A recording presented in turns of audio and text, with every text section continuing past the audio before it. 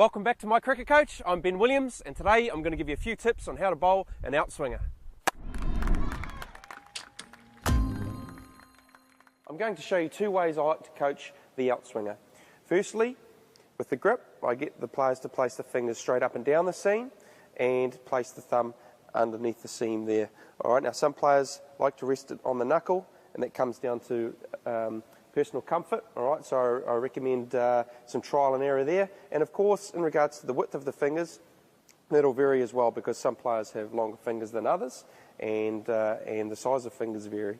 So work out what works best for you, but the straight up and down theory, okay, is all about making sure that the wrist is working efficiently. So for the outswinger, I like to think of the pinky ahead of thumb theory. So that's giving it that motion there at the point of release, okay, which situates the seam on a 45-degree angle, which I'll show you there.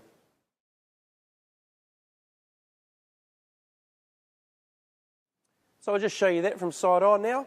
So of course we get our wrist behind the ball, and the key is a nice supple wrist. Okay, we're looking to get that nice wrist flexion there so we can get maximum pull, or snap I like to call it, down behind the seam to get maximum reverse revolutions on the ball. Of course, those reverse revs are very, very important when it comes to swing bowling. So it's very important that the wrist is working efficiently. That's why the grip is so important. If you're over gripping the ball, it's very hard to get that nice flexion and snap down behind the seam. Okay, so thinking of pinky ahead of the thumb for the outswinger, it's just at the point of release, getting that motion happening there. Pinky ahead of thumb. I'll show you from front on.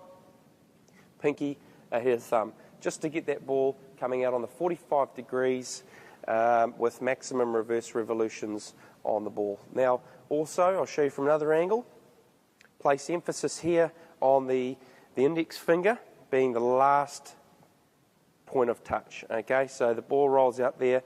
The index finger should be the last thing that you feel. Okay, but you want to make sure that you get that nice seam presentation, seam standing up on the 45-degree angle. And secondly, the other grip would be where the bowler will place the fingers just across the seam ever so slightly, okay, and the ball will already be situated on the 45-degree angle. So sometimes we talk about facing the seam towards first or second slip, and in this instance I'm pretending the red side is the shiny side of the ball. Alright, so we're going to look to now just run our fingers straight down behind the ball, and I'll show you that from behind. Okay, so rather than using the wrist here to just get the ball on the 45-degree angle, all we're going to do is we're just going to pull down behind the ball. Again, the index finger is the last point of touch. Okay, but I just find normally most bowlers release the ball when holding it with that grip.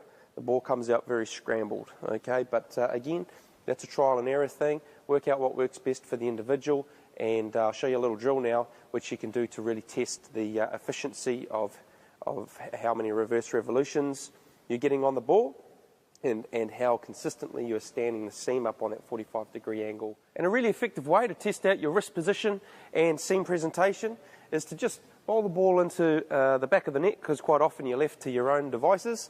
And of course, a red and white ball is perfect for just getting a good visual on the seam presentation there. So simple walk-through drills, bowling into the back of a net.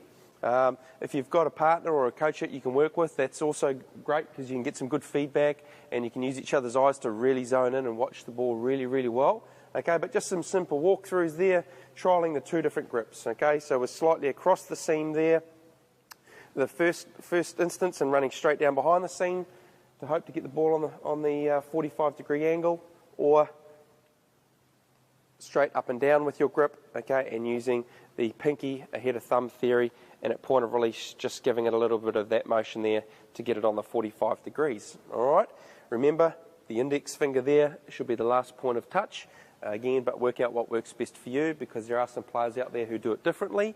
Alright, but just simple walk-through drills like so, okay, and you get a great look at your seam presentation. And from there, if you have the luxury of having an incredi ball handy, or a nice soft ball, okay, these are really good because they swing a lot easier. Okay, but again, let's just have a look to see if she swings through the air, all right, and getting that seam on that 45-degree angle. So here I go, little walk through.